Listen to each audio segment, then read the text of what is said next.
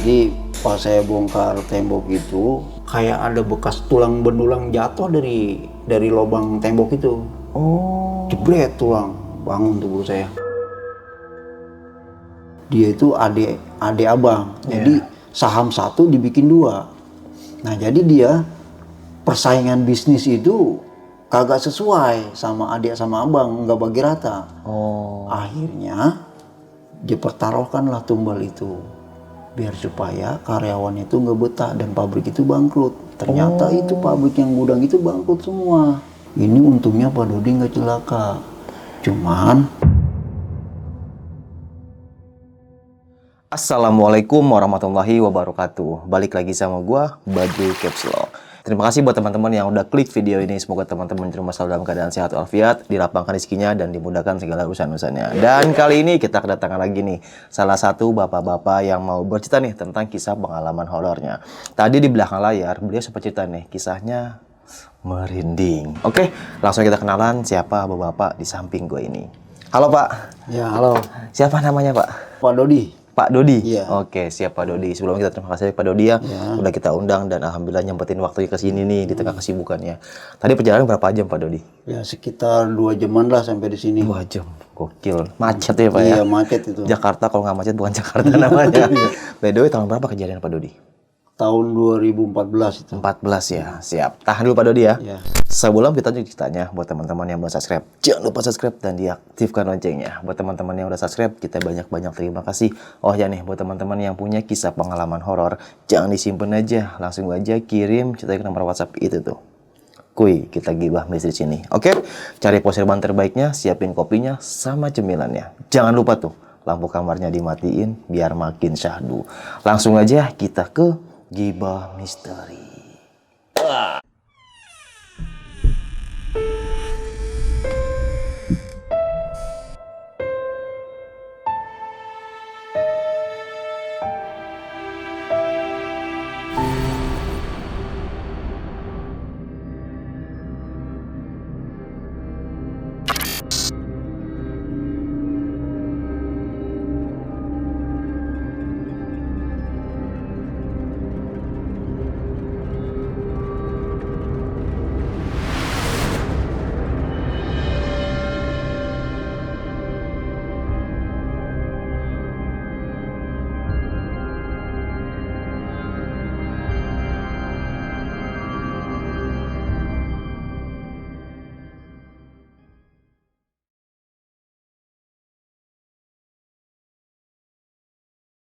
Gimana Pak Dodi, kisah pengalaman nih Pak? Waktu itu saya kerja tahun 2014, berangkat dari rumah jam 8. Jam 8 apa nih? Jam 8 pagi. Oke. Nah, itu kita dikasih mobil sama bos Avanza. Kita berangkat ada 7 orang. Cuman yang satu itu khusus supir. Oke. Ya, berarti kita yang kerja itu 6 orang. Pas sampai di Bekasi itu sampai jam setengah 2-an karena macet. Nah, pas sampai di sana kita cek lokasi. Nah, kerjanya di mana Pak? Saya bagian ini. Kerjaannya apa?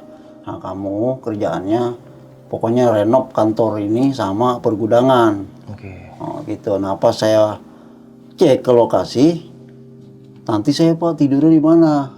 Apakah saya mau nyewa kontrakan? Kita ambil per bulan atau bagaimana? Nggak usah, kata bos. Kamu dibilang daripada buat ngontrak, mending kamu buat makan. Kamu tidur aja di mes.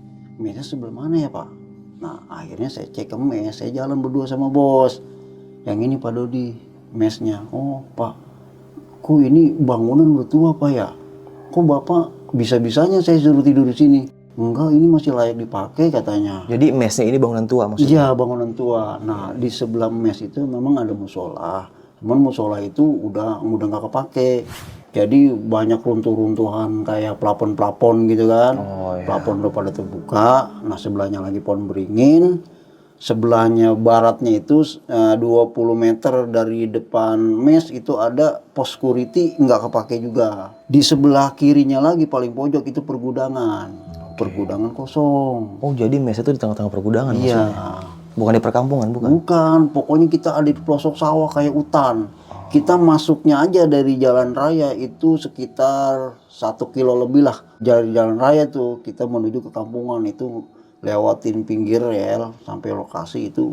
Kalau jalan kaki itu 1 jam. Oke, ke mesnya itu. Mm. Iya, iya. Nah pas nyampe di lokasi, saya cek itu kan lokasinya tempat saya tidur. Nah saya bilang sama rekan-rekan saya, gimana bang, tidur di sini mau? Ya daripada kita nggak ada tempat lagi, udah dod kita rame-rame ini mustahil amat kan begitu. Iya, iya, Nah cuman supir itu anehnya dia nggak mau tidur di dalam situ. Dia maunya lebih baik milih tidur di dalam mobil. Ya udahlah saya bilang kalau bapak mau tidur di mobil, oke saya di dalam. Pas jam 2 siang itu saya mulai aktif kerja.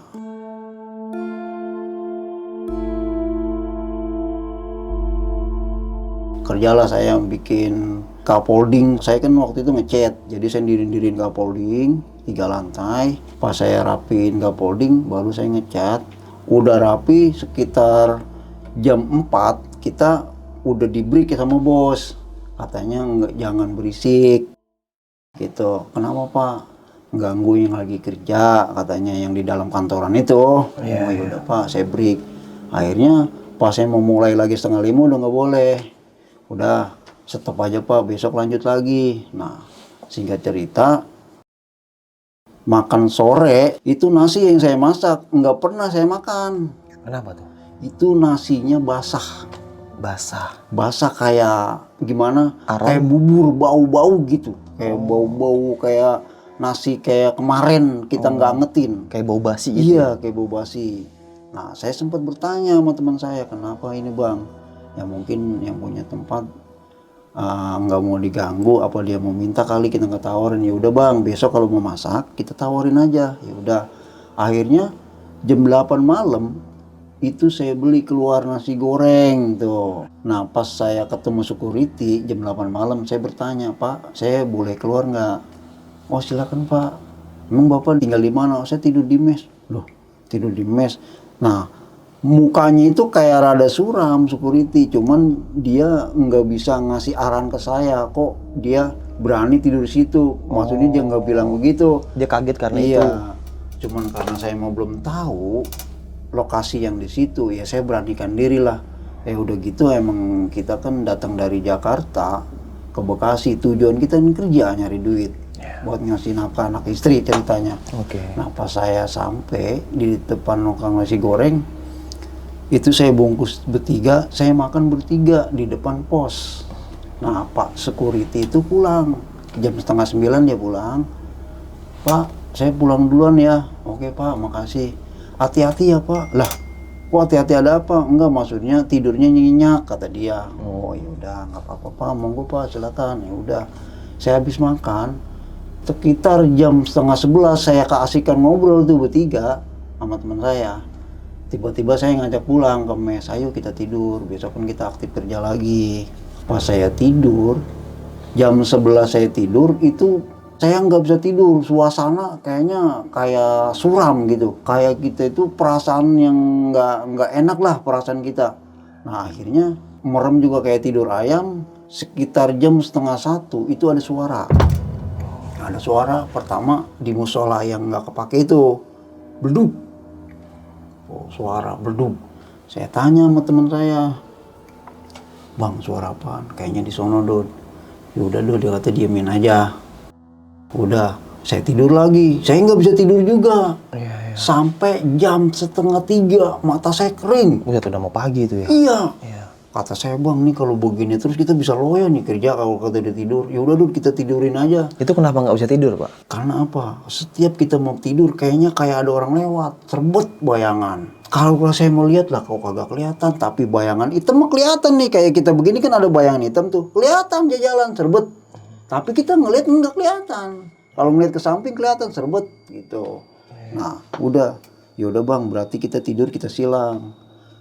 Abang palanya ke sini, saya ke sini, saya di tengah-tengah Bang, kita silang. Tetap itu dia kayaknya kayak sebelahan kita gitu loh.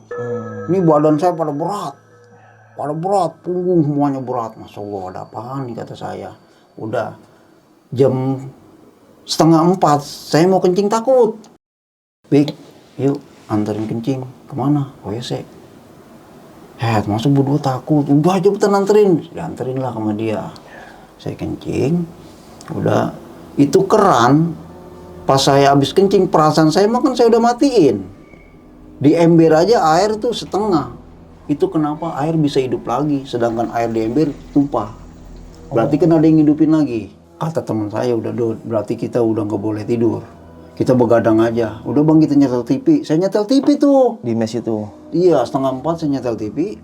Waktu itu masih acara berita-berita ya. Saya setel. Nah, pas udah mau telekiman 4:30, kayaknya udah ngantuk-ngantuk dikit nih bang, kita tidur dah. Kita rebahan aja.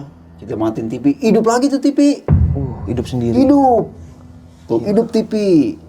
Nah, pas begitu hidup, waduh bang, udah jam 5 bang. Ya udah lo, kita sholat subuh, kita sholat tuh, kita ngambil air wudhu di mes, kita bareng, kita sholat bertiga. Ya udah bang, kita ambil hikmahnya aja dah. Nah pas begitu, teng jam 8 pagi, jam 7:30-nya saya nyarap dulu tuh, beli nasi warteg. Saya aktif kerja lagi tuh jam 8:30. Nah dianjurkan jam 8:30 itu nanti selesai kerjanya itu setengah 12. Karena apa? Jam setengah 12 itu wayanya dia seling shift, orang gudang itu. Seling shift. Jadi ada mobil masuk, ada mobil enggak. Jadi kita nggak boleh ganggu dia. Karena kan pekerjaan kita itu jalur dia kalau dorong-dorong polling jet. Dorong ke dia. Nah akhirnya udah jam setengah 12 saya istirahat, saya mandi, saya sholat zuhur, kita makan bareng lagi sama teman-teman. Kita kerja lagi jam 1 sampai jam setengah 5. Nah malam berikutnya. Oke, kalau boleh tahu itu ngebangun apa waktu itu Pak? Waktu itu saya ngerenov gudang itu yang dadanin bocoran sama ngecat sama bikin kamar mandi di dekat mes. Saya dipanggil sama bos waktu hari ketiga, waktu itu hari Rabu. Pak Dodi, hari Sabtu kira-kira bisa oknam nggak? Kayaknya nggak bisa Pak. Emang kenapa? Saya aja kagak tidur nih selama di sini. Loh, kok bisa? Emang nggak ngantuk? Ngantuk mau ngantuk banget Pak. Cuman saya tahan aja nih. Cuman saya nggak cerita bahwa saya tidur itu diganggu, saya nggak cerita. Nah saya simpen aja. Akhirnya saya bobol tuh mes yang gangguin saya tuh. Jadi pas saya bongkar tembok itu, kayak ada bekas tulang benulang jatuh dari lubang tembok itu. Jebret tulang, bangun tubuh saya. Nah di situ tuh keluar roh-rohnya itu dari kantin itu. Pas orang kantin kan itu udah nggak ditempatin, jadi tempat dia masak di sini. Nah itu di situ disekat pakai triplek. Jadi seperti kayak ini nih kotak itu disekat triplek. Iya. Nah pas saya bobol, maksudnya itu dibobol semua, jalannya nanti lewat situ kalau orang mau kamar mandi. Jadi dapur ini dibikin kamar mandi semuanya, mes dibongkar. Terus pas nongol tulang tuh gimana? Saya bertanya sama diri saya, kok ini bisa ada tulang, tapi kalau saya perinciin atau saya lintasin, kayaknya kayak tulang manusia nih, tulang jeriji gitu.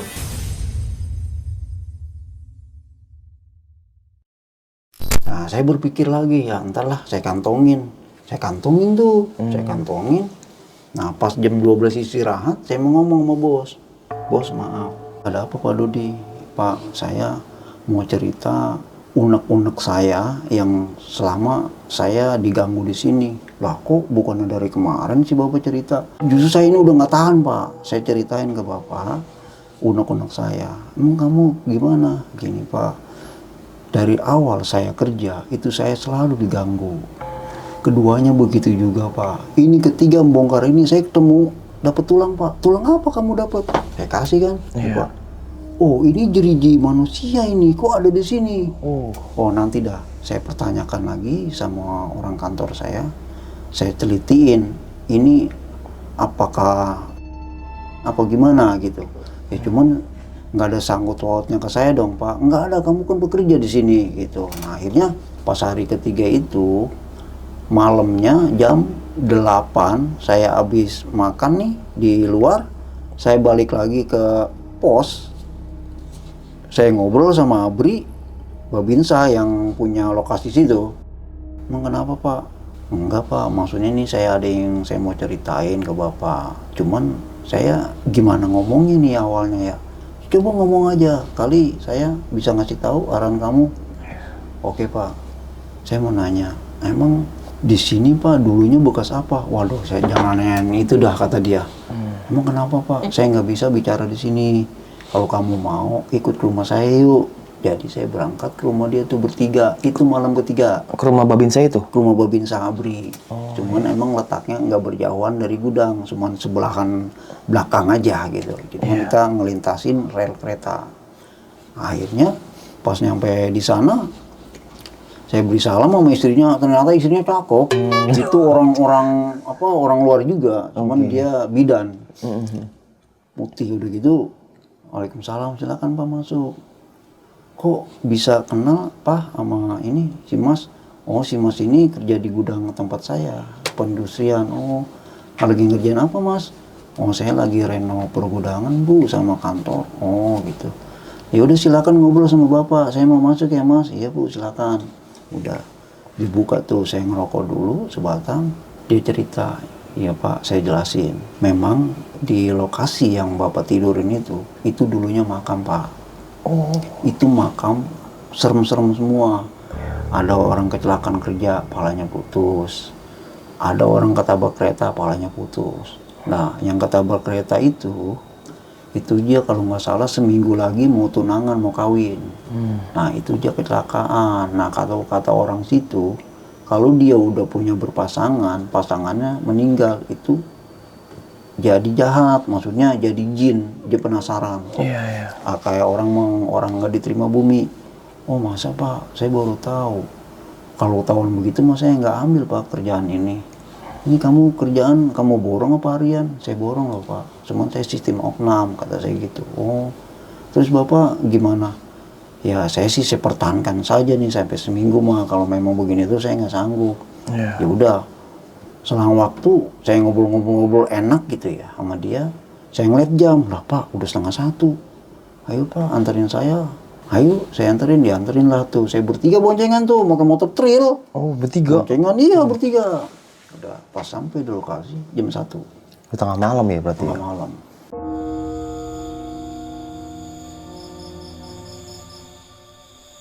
Kata teman saya, Dut, jangan masuk dulu. Kita ngerokok dulu di depan mes. Kita ngerokok lah tuh di depan mes. Habis rokok sebatang, jam 2 baru saya masuk. Pas saya masuk, Bang anterin kencing dulu. Kita kencing lah tuh berdua. Pas kita kencing keluar, emang air lu nggak matiin, Dut? Lah saya matiin Bang, lo ono hidup. Masa lo Bang saya matiin tadi. Ono buktinya hidup, ayo kita lihat bareng-bareng. Bener hidup tuh air. Akhirnya saya putar lagi tuh air. Udah Dut, biarin dah, emang kita mau diganggunya seperti ini terus. Gila, ekstrim banget ya. Iya, nah terus datang lagi bayangan tuh. Bayangan yang tempat saya bobol itu tuh. Bayangan datang, jebret. Lah, Bang, abang ngeliat nggak? Ngeliat tadi orang lewat.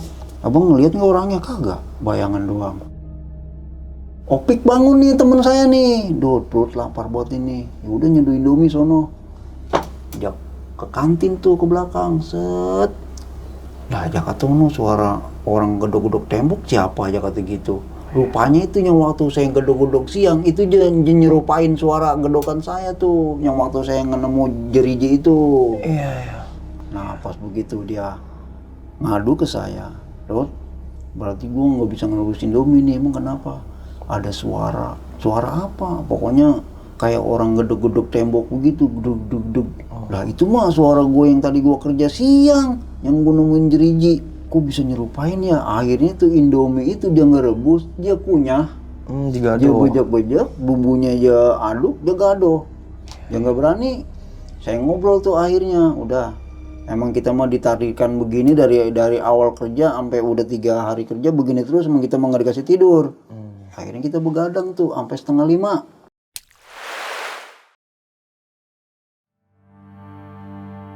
Biasa pas jam 6:30 kita mandi, walaupun ngantuk kayak apa tetap kita mandi, kita basahin, maksudnya kita pengen seger, pengen fit badan. Karena kita kerja itu panas, kedua emang kita kerjanya di lantai. Jadi naik kapal itu 3 lantai. Nah setelah saya instruksi, saya nyarankan kepada teman, dah kalau mau kerja kita ingat yang di rumah, kita bacaan dulu bareng-bareng, bacaan baru kita naik ke atas. Pas sudah naik ke atas, ngechat.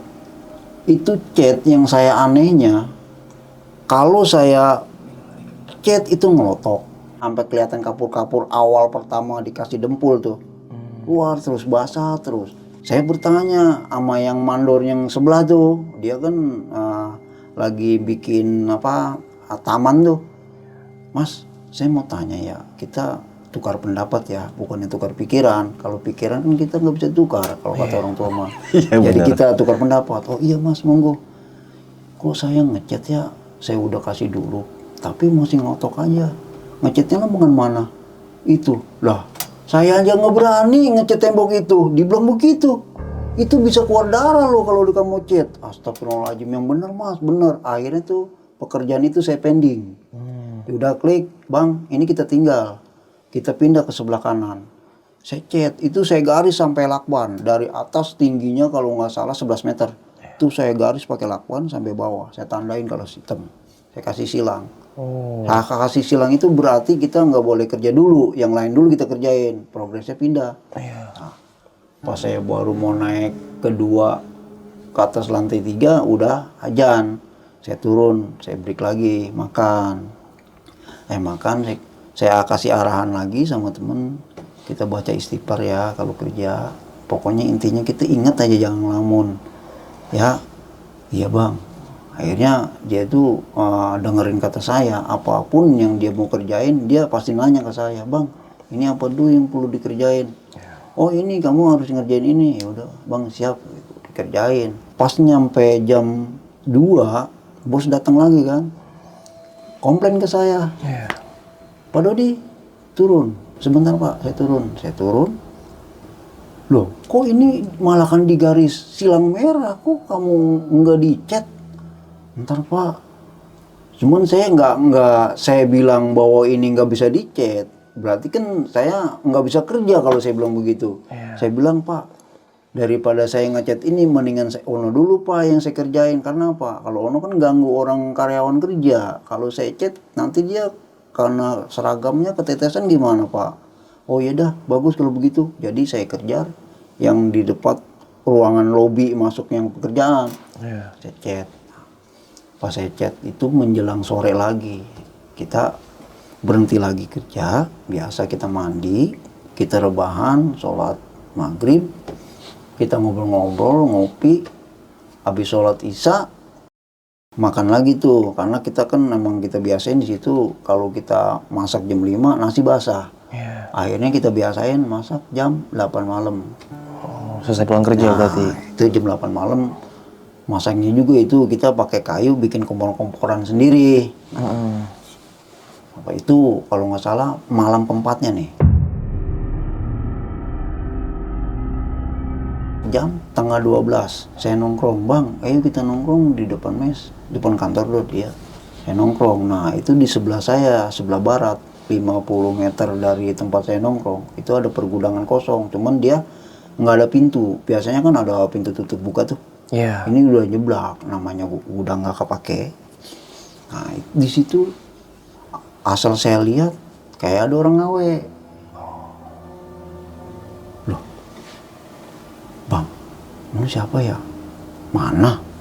Pik, lu ngeliat nggak? Enggak ngeliat. Mungkin dia mau nggak ngeliat juga, orang cuma sering minum kali. Jadi dirinya kotor apa gimana saya nggak tahu. Yang ngeliat tuh saya berdua terus. Saya ngomong sama Bang Oji, bang, abang ngeliat nggak? Ngeliat. Itu biarin aja dulu. Saya nggak heroin tuh, saya ngerokok, saya ngopi. Ini kopi, terasanya baru saya seduh ngebul, tapi cepet banget ademnya. Langsung dingin. Kalau daerah Bogor saya percaya lah, ini mau Bekasi panas. Kok ini cepet dingin ya kata saya. Udah gitu dipinumnya ambar. Nah, udah pas saya ngerokok, saya nongok lagi ke sono, dia ngawe lagi. Itu nangis. Nangis? Sedih buat nangis. Astagfirullahaladzim bang, nangis bang. Saya lihat kalau kata orang-orang kalau kita pengen ngelihat kan kita harus jungkil balik gitu, kepala kita di bawah, jadi kelihatan. Saya lihat, benar emang rambutnya panjang, bajunya itu rombe-rombe putih, apa yang saya, itu dia jalan sambil nangis. Kayak ada yang dia tinggalin gitu, nggak senang gitu, nangis. Nangis bang, itu bukannya satu, itu ternyata banyak di dalamnya. Jadi seolah-olah kayak dia punya ruangan itu kayak ruangan kalau orang kantor mah kayak meeting gitu. Oke. Jadi tempat dia ngadu ngumpul di situ. Nah, udah biarin aja dulu bang, kita ngopi dulu, kita adamin pikiran.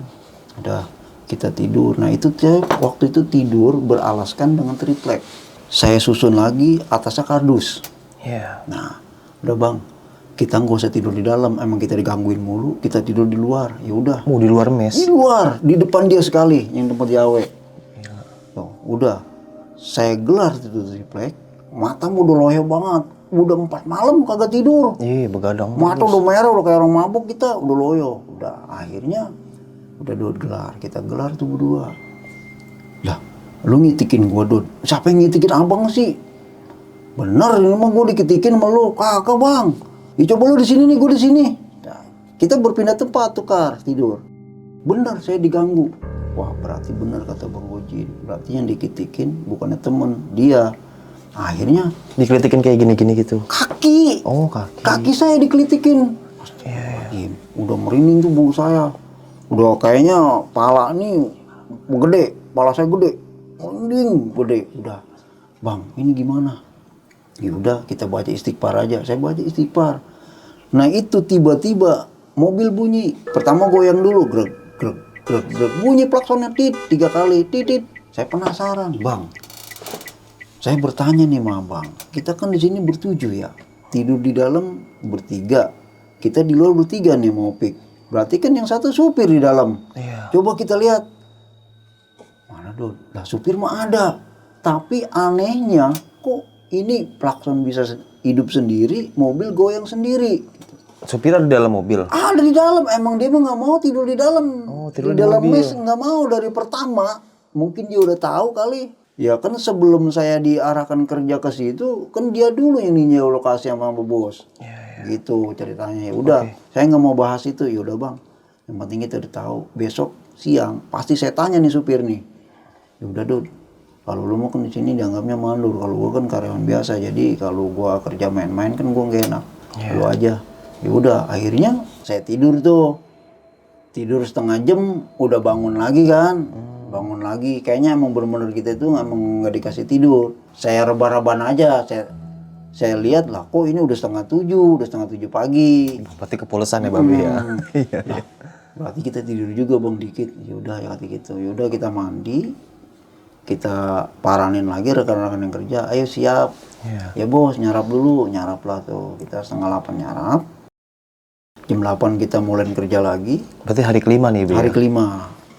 Pas hari kelimanya itu, abrinya itu jam setengah 10 pagi nyamperin saya. Pak Dodi dipanggil ke kantor. Ada apa ya Pak? Sama siapa Pak? Sama Pak Firman. Lah, oh berarti bahas masalah jeriji nih kata saya. Di mana Pak? Di kantor pertama, Bapak dari ruangan lobi, kan ada pos sapam tuh, security. Bapak tanya, belok kanan sedikit itu paling pojok kantornya. Pokoknya ketok aja Pak Firman. Ya udah, pas sampai di lokasi, saya tanya mau Pak Security, Pak, maaf, saya mau ke ruangan Pak Firman, Pak. Oh, silakan Bapak, lurus, mentok kanan, udah itu paling pojok kantornya. Bapak ketok aja dulu, kalau enggak, Bapak pencet bel. Ya udah saya ketok aja ya Pak, ya udah. Ya saya diizinin sama security, saya ketok lah tuh pintu. Saya ketok 3 kali itu, dia, ya udah silakan masuk, saya masuk. Kenapa Bapak saya panggil ke sini? Ya Pak, bahkan saya mau bertanya nih sama Bapak, apa saya ada kesalahan kerja apa gimana? Oh bukan, kerjaan Bapak bagus. Bahkan nggak ada komplainan di bos saya gitu. Karena yang bayar itu bos saya. Kalau Pak Hori itu kan dia kan PT-nya, jadi Bapak sipilnya. Oh gitu ya Pak. Nah, ini saya mau tanyain ini nih, loh kok benda ini ada sama Bapak? Oh saya dikasih Pak Hori. Oh dikasih ya. Terus Bapak nemunya di mana? Itu Pak, saya kan disuruh bongkar ruangan mes. Nah ruangan mes itu disuruh sekat buat kamar mandi. Nah akhirnya saya sekat itu, saya bawa pahat sama palu. Ternyata pas saya bobok itu bukan tembok Pak, itu GRC. Cuman dia kayak dicat, jadi kelihatannya kayak tembok Pak. Oh terus gimana? Ya itu pas saya ngetok 3 kali jebol, ada ini jatuh Pak. Oh, terus benda yang lain nggak ada Pak.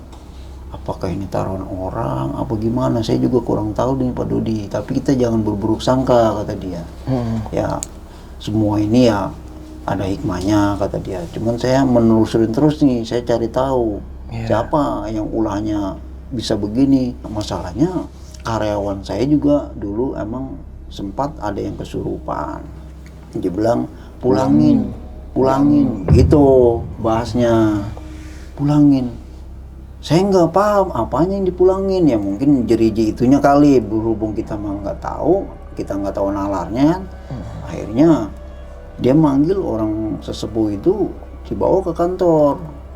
Pak Ustadz, ada apa Pak? Ini Pak Dodi, rekan kerja saya bagian sipil, dia lagi membobok tembok saya di bagian kantin itu, dapat ini, dipegang lah tuh jeriji sama dia pandang-pandang Sama Pak Ustadz itu? Iya, dia nyebut astagfirullahaladzim Pak, ini jeriji lagi dicari-cari loh Pak, pantesan dia gangguin terus, dibilang begitu. Siapa Pak yang tidur di situ?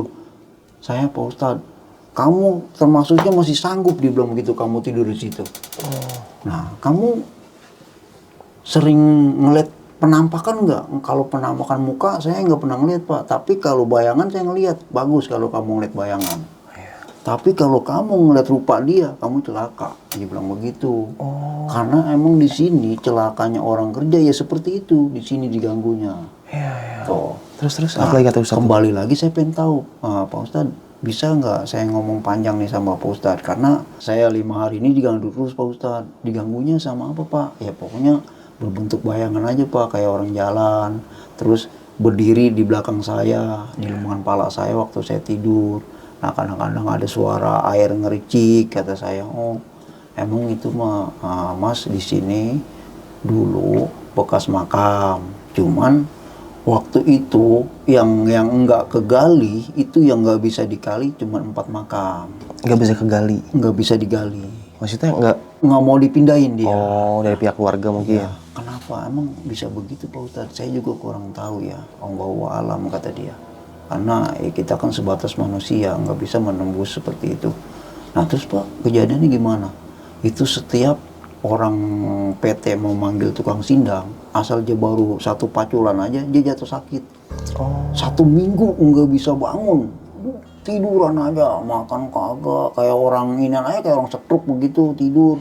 Nah akhirnya diberobatin lah tuh orang sindang, diberobatin, habis sekian juta sembuh tuh, diobatin sama kiai. Manggil lagi lah tuh tukang sindang yang lain, dia penasaran nih PT, karena PT mau punya duit kan, disuruh. Terus gimana Pak Ustadz? Dia suruh lagi hari keduanya, nggak bisa juga, jatuh sakit itu meninggal tukang sindangnya.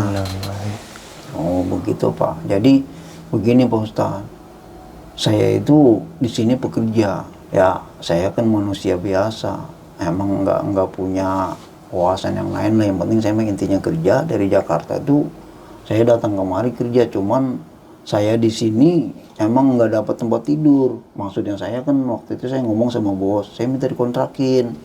Cuman kata bos, daripada kamu buat ngontrak, mendingan kamu buat makan duitnya. Kamu tidur di mes. Oh ya udah Pak, nggak apa-apa gitu. Kamu berani-beranian tidur di sini jaga gitu. Emang security nggak ngomong sama kamu? Lah, kan waktu itu saya masuk Pak Ustadz, saya nggak kenal sama security. Nah di hari keduanya baru saya kenal. Ya udah Pak, masalah jeriji ini saya yang bawa. Nanti saya yang pelajarin di rumah. Pak Dodi ntar malam ke rumah ya. Ya Pak, dikasih lah tuh alamat sama Pak Ustadz. Ya udah Pak, insya Allah nanti jam 7:30 atau 7:30 saya mau makan malam nih. Saya sama teman saya ke situ. Udah, saya makan nasi uduk tuh itu di hari kelima, jam 9 saya makan nasi uduk. Udah rapi, saya tanya untuk nasi uduk. Nah, Bu, maaf, kenal sama ini alamat ini Pak Ustadz ini. Oh ini belakang rumah saya, kata dia. Ya udah, kebetulan saya mau tutup, Bapak bareng aja. Ya udah saya bareng kan ke sana.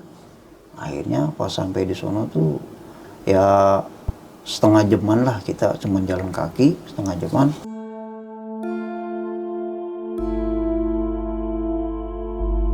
Pas sampai di rumah Pak Ustadz, saya beri salam, diberi salam juga. Silakan Pak Dudi. Ya, gini Pak, tadi saya habis wiridan. Ternyata benar memang ini ciri-ciri manusia. Cuman ada orang yang tidak bertanggung jawab ini yang naroknya. Nah itu dia psikologisnya, maksudnya gimana Pak? Apa emang dia naruh sengaja untuk buat ganggu karyawan bos saya bagaimana? Enggak, emang dulunya itu ada perjanjian kata dia. Jadi satu pabrik itu dia itu adik abang. Jadi saham satu dibikin dua. Nah jadi dia persaingan bisnis itu kagak sesuai sama adik sama abang, nggak bagi rata. Akhirnya dipertaruhkanlah tumbal itu biar supaya karyawan itu nggak betah dan pabrik itu bangkrut. Ternyata itu pabrik yang gudang itu bangkrut semua. Tuh ceritanya. Oh begitu Pak Ustadz dia. Ini untungnya Pak Dodi nggak celaka. Cuman ini saya kasih nih obat maksudnya buat penenang Pak Dodi biar supaya bisa tidur dan bisa buat maksudnya buat jaga-jaga diri gitu kata dia. Dikasih lah tuh saya air minum sama sabuk lah dari dia, cuman berbentuknya tasbih. Saya suruh wiridan aja gitu sama dia. Udah, gimana kamu mau nggak dikasih ini? Boleh Pak. Udah, Pak Ustadz ini waktunya makin lama udah 11:30 nih kata saya.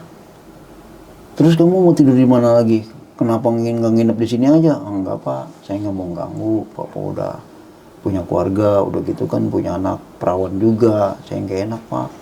Oh ya udah, silakan tapi hati-hati ya, jangan lupa tuh amalan dari saya. Iya Pak Ustadz. Ya jalan kaki tuh berdua sambil ngobrol teman saya berdua. Dot, gimana nih amalan ini? Ya udah Bang kita baca aja, namanya itu mas syariat kan. Kalau kata orang dulu kan syariat itu kuat.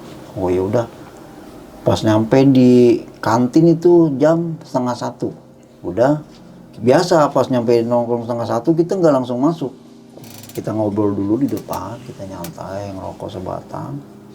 Udah, itu ada suara lagi. Tuh, dari security samping musola itu. Bus. Lah, suara apaan tuh Bang? Kayak ban mobil kempes Bang ya? Bukan, itu mah kayak inian tuh kayak gas meletus. Tuh, begitu orang tuh, begitu. Lah, yaudah. Bang, kita ngambil air wudhu dulu Bang yuk. Pas ini jam 1 kata saya pertengahan malam. Ya udah. Ya daripada kita nggak ngapa-ngapain ya udah kita sholat malam aja. Akhirnya kita sholat malam berdua sama Bang. Pas sholat malam itu rapi jam 2. Itu saya wiridan di tasbih saya. Itu goyang terus, gemeter. Goyang nih tasbih. Rupanya ini dia lagi beradu. Yang ada di tempat itu mungkin dia nggak senang kali saya baca itu. Pokoknya nih saya baca amalan yang dari Pak Ustadz saya baca, itu tasbih bergerak, tangan saya getar. Lah, Bang, gimana nih Bang? Udah baca terus kata gitu, kita baca terus. Udah, saya tutup tuh. Saya tutup, saya lihat lah, jam 2:04 Bang. Udah kita berhenti dulu dong, ngerokok lagi Bu. Saya ngerokok lagi. Saya, Bang ini gimana ya Bang ya kita kerja dari 1 sampai hari kelima masih diganggu juga ini. Gimana Bang lanjutin nggak? Ya udah kita sabarin aja. Intinya kita datang ke Jakarta, ke Bekasi kita nyari duit. Udah kita terusin aja Dot. Ya udah. Pas menjelang jam 2:30 saya rebahan tuh ngambil triplek lagi. Udah Dot, tidurnya di luar aja. Ya udah saya tarik tuh triplek di luar. Itu triplek di luar saya gelar ke kardus. Itu mobil bunyi lagi tuh. Bunyi klakson lagi? Bunyi klakson lagi.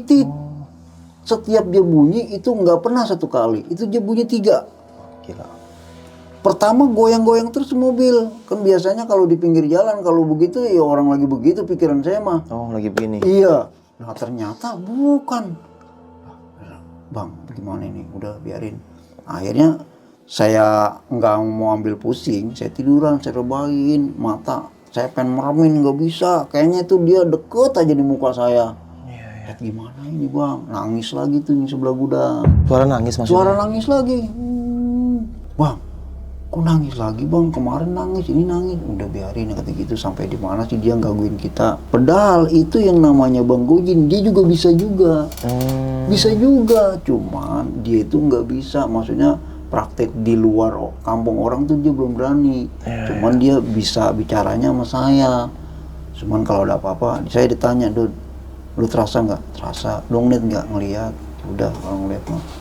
Begitu ceritanya. Itu suara ceweknya nangis atau ketawa atau gimana? Nangis. Nangis. Kayak seolah-olah dia itu meninggal itu mengenaskan. Ada yang dia masih khawatirin gitu. Nangis, gerung-gerung gitu nangis. Iya sedih buat nangisnya. Udah, saya merinding lagi. Kata saya kapan sini pagi? Kapan sini pagi? Lama buat ini pagi. Udah Dud, kita sambil bacaan aja udah sambil rebahan. Saya rebahan. Mungkin setengah jam itu kepulesan kali itu ya. Itu saya mendusin, saya tengok ke bawah, itu alas tidur saya nggak ada yang triplek sama kardus itu. Adanya itu di aspalan, di berdekatan sama mobil itu. Oh, dipindahin. Triplek saya, iya. Saya kaget.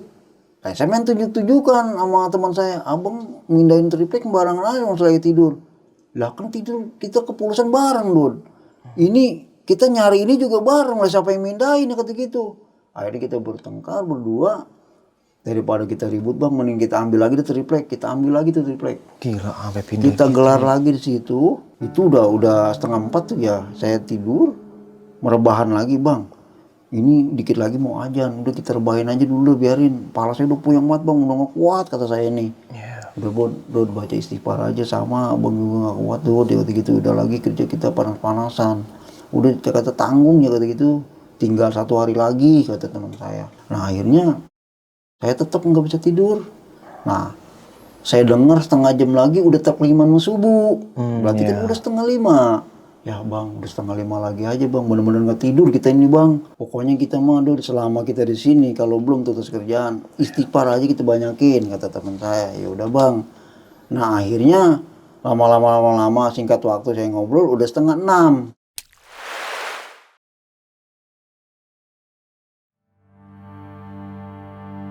Bang, udah pagi lagi aja. Udah mandi duluan Dod, kita mandi duluan. Itu mau masuk ke kamar mandi, saya nggak nyampe 5:30. Maksudnya gimana, Bi? Maksudnya saya mau ke kamar mandi tuh, yang tempat saya mandiin tiap hari. Itu saya nggak nyampe. Kok belok di sini lagi, belok sana lagi. Saya keder kok, bang. Lah lu dari tadi udah mau 6:30, dari 5:30 lu belum mandi. Justru ini kamar mandinya mana? Astagfirullahaladzim, makanya dulu baca istighfar. Itu kamar mandi di depan lo. Astagfirullahaladzim. Itu dipegang pintu doang sama dia. Saya masuk langsung ke kamar mandi.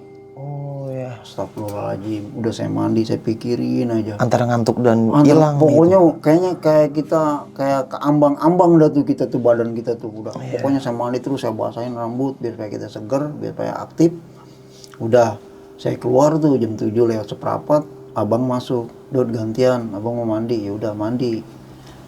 Udah mandi, dia mah nggak diganggu, emang dia mah tahu. Dia bisa juga dikit. Kalau saya memang mungkin satunya kurang tidur, keduanya ngelamun juga saya waktu itu. Ngelamunnya mikirin yang di rumah juga saya. Benar-benar. Udah akhirnya yang ketiganya nih, abis Bang Gojin keluar, Opik masuk mandi.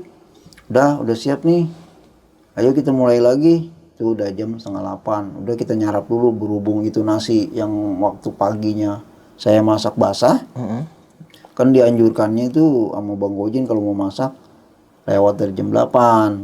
Jam 8 pagi. Iya, kalau lewat dari jam 8 tuh nggak terjadi begini. Itu dia masaknya Opik nyoloknya jam 7. Jadi basah. Akhirnya kita cuma nyarap roti doang salah satu. Buset. Itu roti beli 6. Itu kita nyarap roti doang tuh. Iya. Itu kita kuat-kuatin sampai setengah hari. Ini kan mau malam mingguan nih. Ya insya Allah sih nggak terjadi apa-apa. Ini kita kerja datangnya baik, pulang juga harus baik. Iya bang, ya udah kita berangkat kerja lagi. Biasanya kalau nyarap roti doang kan saya mah suka ngegeg, ngelitik gitu kalau 11:30. Bener saya mah. Asli, lapar lagi. Iya lapar lagi ngegeg. Astagfirullahaladzim, ini makan apa lagi? Akhirnya saya turun, saya bilang sama teman saya, mau nyari makanan dulu ya di bawah. Ya udah, akhirnya saya dipanggil tuh sama security. Pak, kenapa turun, kan belum waktunya? Memang Pak belum waktunya, tapi ini perut udah waktunya minta kata saya. Saya nggak nyarap Pak. Oh iya silakan. Saya ada makanan loh di dalam. Makanan apa? Cuman ini apa makanan roti sumbu kata dia. Roti sumbu apa sih Pak? Singkong ya begitu.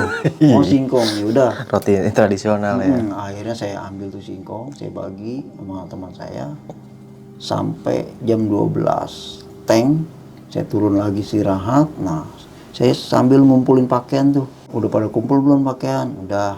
Jadi bos kita berangkat sore. Jadi insya Allah nggak terjadi apa-apa kata saya. Kok nggak terjadi apa-apa? Ngomongnya begitu mulu bos. Ya pokoknya kita mah pergi selamat pulang selamat. Ya udah. Nah akhirnya jam 4:30 saya mau pulang. Itu ban yang semalamnya waktu saya dengerin itu yang bunyi bletus itu ternyata itu ban mobil. Meledak maksudnya. Meledak semuanya empat-empatnya. Emang saya nggak dikasih pulang kali emang saya itu. Astagfirullahaladzim. Bang, ini gimana pulang? Pir, ini gimana ini? Ya saya gue bingung, ban serep cuma satu. Meledak atau kempes Pak? Ya pokoknya suaranya kayak suara bedak begitu. Dar, begitu ada begitunya juga. Nah saya sempat bertanya, bang, berarti ini yang suara semalam nih yang timbul. Kan suaranya jauh udah dikata di musola. Dalam suara di depan kita itu. Cuman suaranya kayak di depan musola gitu. Oh, berarti ini yang semalam dong suara ini. Akhirnya saya ngebul bos, ini saya mau balik gimana? Lah, kok nanya sama saya? Kan kamu saya udah kasih mobil, bahkan standby mobil di situ dari pertama kerja sampai terakhir ini. Justru ini mobil bannya kempes semua bos. Kempes apa gimana? Ya pokoknya saya nggak tahu. Pokoknya kempes sih semua empat-empatnya. Loh kok bisa kata dia? Saya nggak tahu bos. Ya udah. Ntar sore kalau saya keburu, saya kan lagi ada di Pemalang nih. Kalau saya nanti keburu, saya mampir. Tapi kalau saya nggak keburu, berarti kamu nginep lagi. Waduh, gimana ini bang? Ya akhirnya saya sabarin. Bang, udah 5:30. Bos belum nyampe. Bentar lagi kali dia datang. Tunggu 1 jam lagi dah. Udah jam 7 bang, belum datang juga. Bang, udah jam 8 belum datang juga. Berarti nggak datang dong bos. Kita tidur lagi udah di sini. Itu kita tidur sama supir. Jadi nyampur tuh semua. Nyampur. Emang ada apaan sih bang? Ceritain apa? Jadi begini Pak Supir. Dari pertama saya awal kerja di sini nih sampai kita mau pulang masih diganggu juga. Yang ganggu siapa? Kok saya enak-enak aja tidur di mobil. Iya Pak Supir mah nggak terasa apa-apa. Saya yang ngeliat. Bahkan saya digangguin. Waduh, saya jadi takut kalau begini tidur di mobil. Akhirnya kan gabung ke saya. Nah, saya tes. Coba Pak Supir tidur di depan ruang lobi, kan itu ada bangku. Saya tidur di sini, ntar berdekatan sama kita. Ya udah nggak apa-apa. Emang saya mah kalau tidur di ubin di alas begini saya nggak bisa kata dia. Saya mendingan tidur di bangku kayu apa di bangku sofa kata dia. Ya udah Pak Supir tidur di situ. Ternyata sama dia juga diganggu juga. Gimana tuh kalau dia? Itu lempengan yang saya jebol itu. Diganggu, orang bolak-balik, ada suara ketok-ketok. Dia sempat bangun. Waktu itu jam 12:30 ya, 12:30 malam minggu. Kita mau pulang nggak jadi tidur lagi di situ. Bener bang, bener kata abang, saya diganggu terus. Di mobil saya nggak diganggu bang. Bukan nggak diganggu Pak Supir. Itu mobil digoyangin bapak nggak tahu. Klakson mobil 3 kali bunyi bapak nggak dengar. Nah ternyata memang kata Pak Ustadz itu waktu dia ngomong terakhirnya itu emang di situ ada setan budak juga, setan buta juga. Jadi seolah-olah kalau memang udah keinian ke dia kayak kita ketutup, nggak dengar suara, ngelihat juga enggak gitu. Kata Ustadz gitu. Kata Pak Ustadz. Ya udah, yang penting Pak Dodi mah kerja di situ udah istighfar aja banyakin. Ya udah.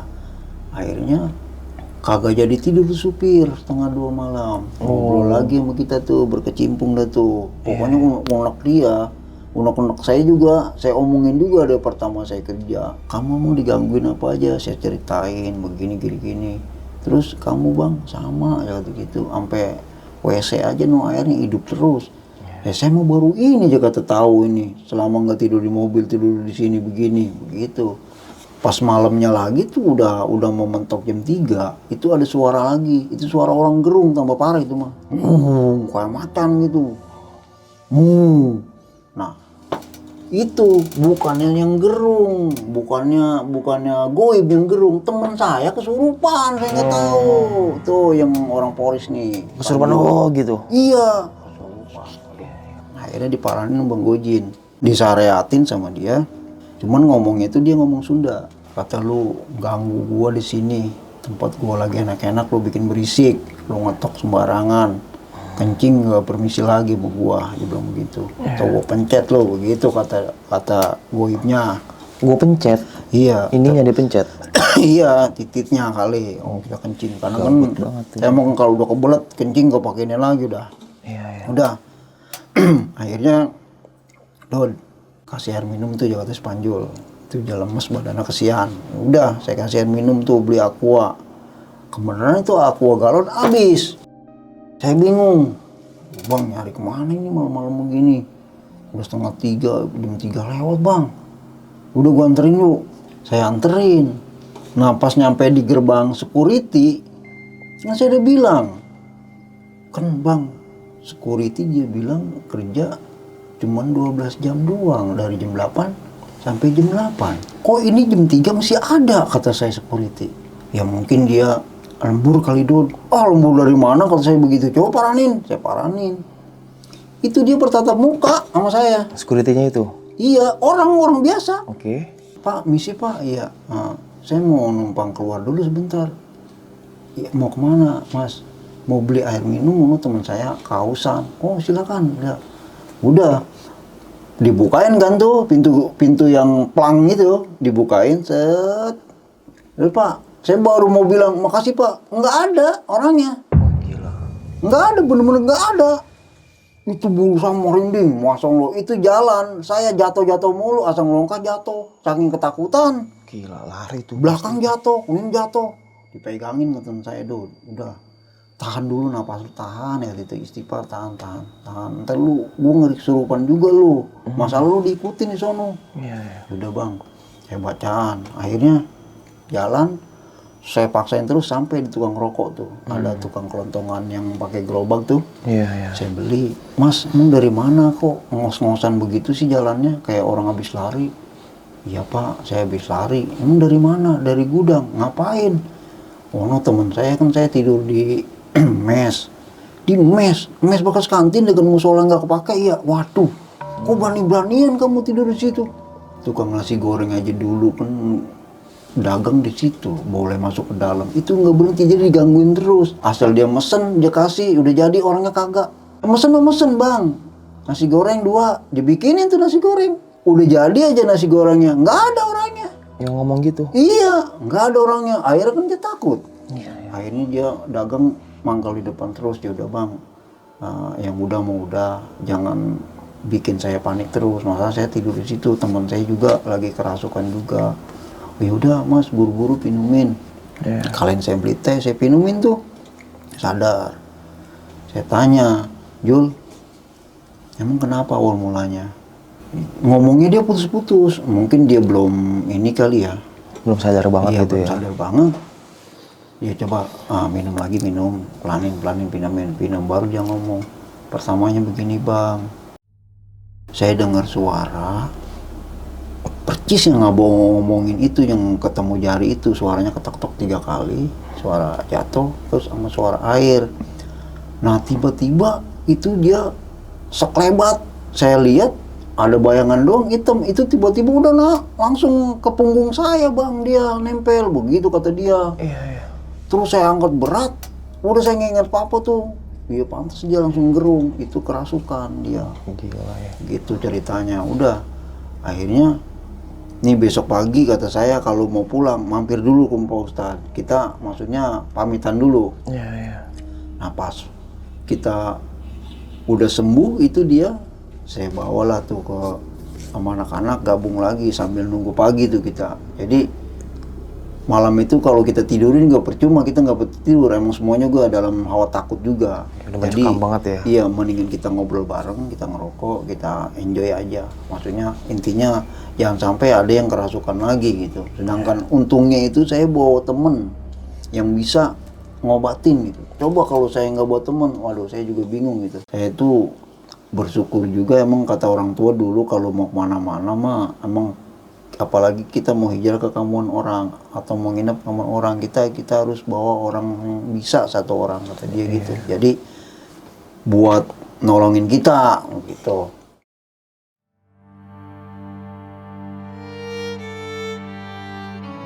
Nah pas begitu menjelang pagi sekitar jam setengah tujuan, saya nyari tukang tambal. Nyari tukang tambal dulu. Nah kata tukang tambal itu, Mas ini mah bukannya kenapa aku, bukannya apa, emang kenapa? Ini mah kempes sendiri, ya kata gitu. Oh. Lah buktinya saya nggak tambal, ini saya tambah angin doang. Kok bisa lah? Iya. Terus saya bayar gini, nggak usah, udah nggak apa-apa.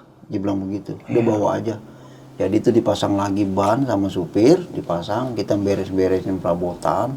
Alat-alat kerja saya masukin ke mobil. Saya bilang sama teman-teman, ayo kita bareng-bareng ke rumah Pak Ustadz. Karena kita datangnya ke sini ya berkecimpung juga dengan Pak Ustadz, kita dibelain juga sama dia. Jadi kita nggak bisa mutusin silaturahmi sama dia, apalagi kita mau pulang ke Jakarta. Ya udah, akhirnya jam 7 dari mes, setengah jam sampai rumah Pak Ustadz tuh setengah 8. Saya ketuk pintunya, dibukain. Oh, tumben nih, ada apa pagi-pagi Pak Dodi?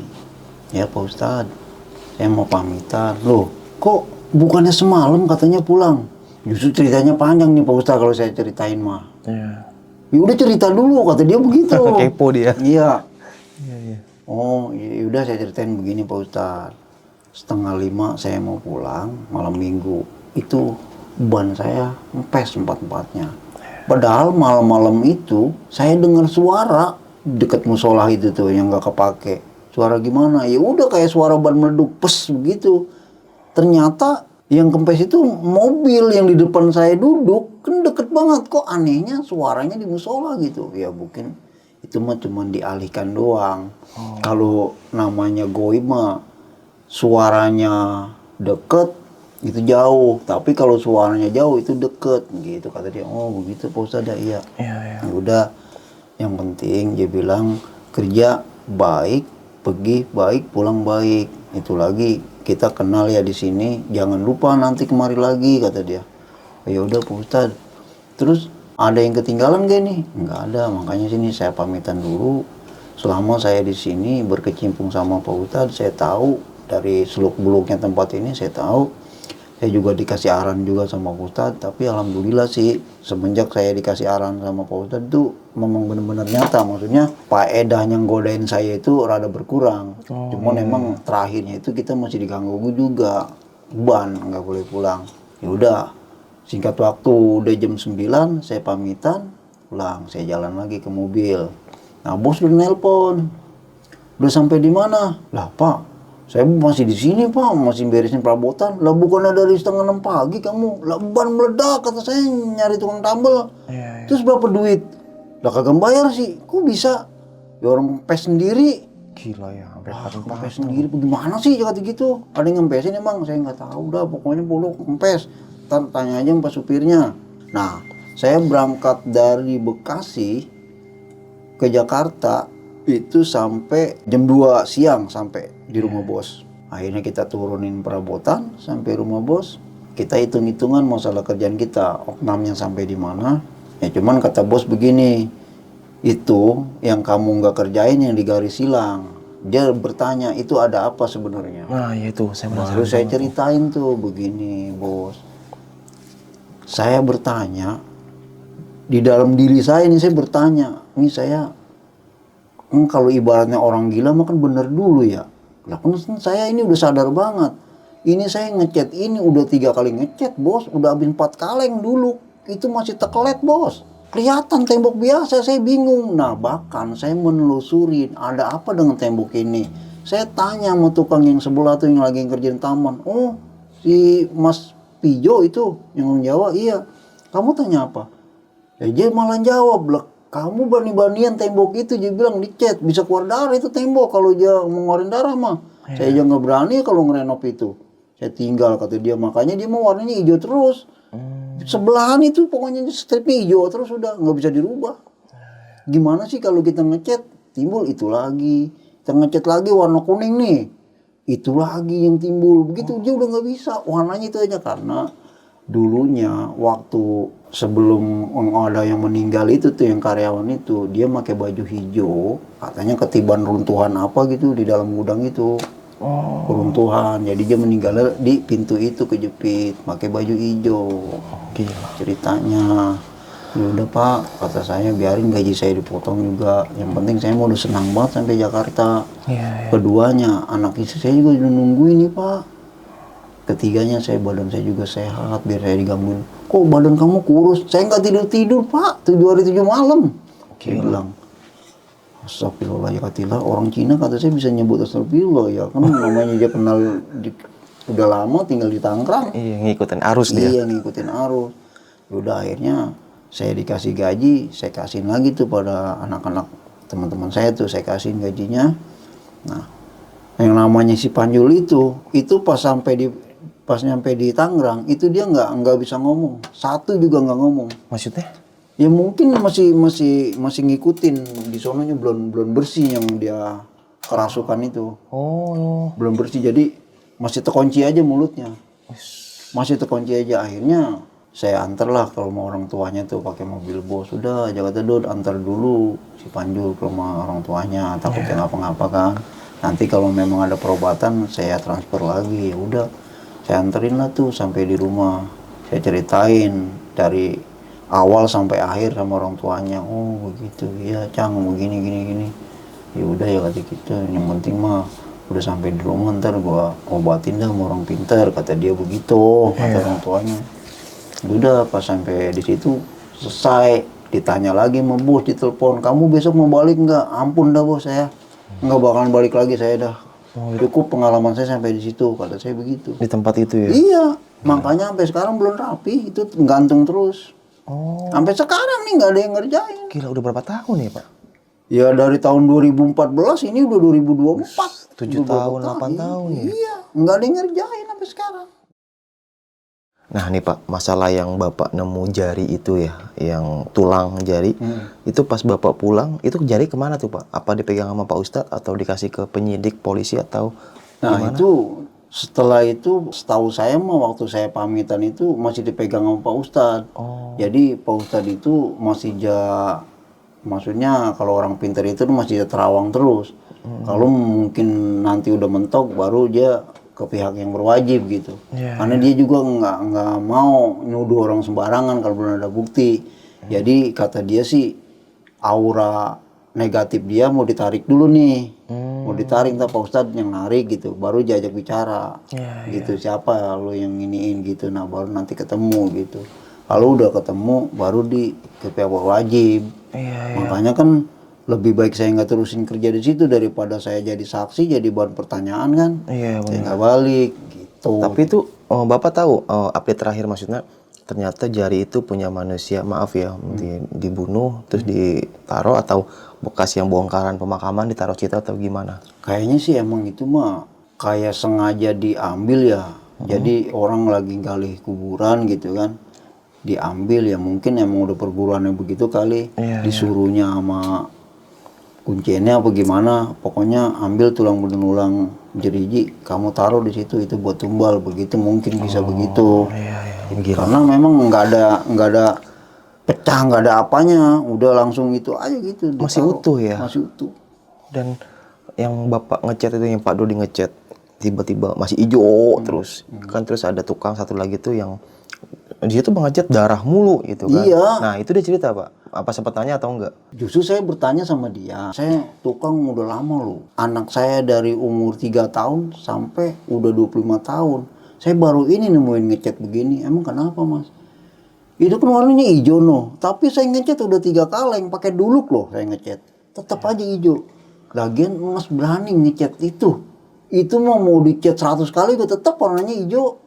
Nah baru dia cerita itu yang masalah kecelakaan itu, orang naik bajunya hijau. Jadi maksudnya dia bilang dia pun pernah ngalamin maksudnya. Waktu itu dia juga beli syariat juga, dia juga penasaran juga kok pas gitu dicat kagak berubah-berubah, dia penasaran, dia nerawang sendiri, akhirnya dia beli alat juga, keluarlah tuh darah. Pas dia cat tuh keluar darah kayak air mata netes gitu.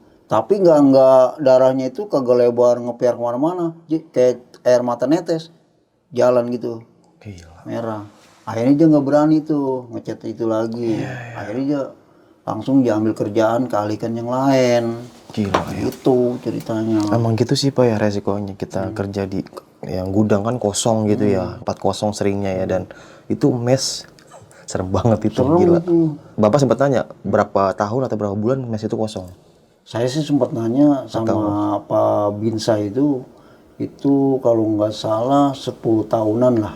Oke. Jadi semenjak ada tragedi yang ketimpa itu tuh, yang ketimpa barang dari atas yang pakai baju hijau, terus keduanya yang tabrak kereta yang palanya putus, itu udah nggak produksi lagi. Keduanya emang waktu itu antara bos ade abang itu nggak sportif bagi hasilnya, jadi dia menyurangi adenya sendiri, jadi dia nggak diterusin tuh gudang. Nah kalau yang 4 ini mah emang disewa, kalau yang 4 yang aktif disewa itu mah, jadi dia renov sendiri. Oke. Direnov sendiri, dibagusin. Nah, pas ketiga kalinya itu saya disuruh ngechat. Saya nggak tahu bahwa ada tragedi tempat itu seperti itu. Histori-historinya Emang intinya itu ya. kejam. Benar. Ya kita mah nggak salah ya Pak ya. Iya, gitu. Iya. Tapi bagus juga sih, ada maknanya juga buat pengalaman bagi saya gitu. Iya benar, karena pengalaman itu nggak gampang loh. Pengalaman horor tuh nggak gampang loh Pak. Walaupun mungkin pas di TKP kita ngeri ya, tapi pas sudah selesai gila serem juga, tapi lucu gitu ya Pak. Iya gitu. Jadi ada pengalamannya juga, ada rasa ininya juga enak. Jadi kalau kita ketemu temen, yang kita omongin tuh itu. Iya seru. Dia tanya, enggak sono lagi, agak gitu. Jadi bahan gibah misterinya deh sama teman-teman. Paling seru emang tongkrongan tuh ngomongin setan seru. Woi gue habis ngeliat setan ya, teman gue ngeliat ini. Gokil, dan kita gibah misteri di sini. Oke sob, mungkin sekian nih kisah pengalaman horor yang ada sama Pak Dodi ini. Ya namanya kerja pasti punya resiko lah ya. Dan kali ini Pak Dodi mengalami kejadian horor waktu bertugas di Bekasi selama 7 hari. Gokil kalau kata gue ya, karena emang mesnya kosong dan banyak histori tersebut di tempat itu. Dan wajar sih kalau kata setannya mah, lu ganggu berisik pada, karena mungkin awalnya sunyi ya, terus sedang kedatangan hawa kita yang anget, mereka bisa terganggu. Tapi balik lagi sih, kita sebagai manusia jangan sampai kalah. Kalau ngeri wajar sih, karena mereka muncul itu mukanya serem-serem gitu, dan make kisi-kisi, orang muncul aja dengan muka yang baik, kalau bisa cantik gitu kan, kayak artis sinetron. Tapi ngeri sih juga sih. Pokoknya ya tetap hati-hatilah. Semoga teman-teman rumah selalu dalam keadaan sehat walafiat, dimudahkan rezekinya dan lapangkan rezekinya, dan dimudahkan segala urusannya. Dan sampai jumpa di selanjutnya. Wassalamualaikum warahmatullahi wabarakatuh. Pak, makasih banyak Pak Dodi ya. Sehat terus ya Pak ya. Iya. Dadah.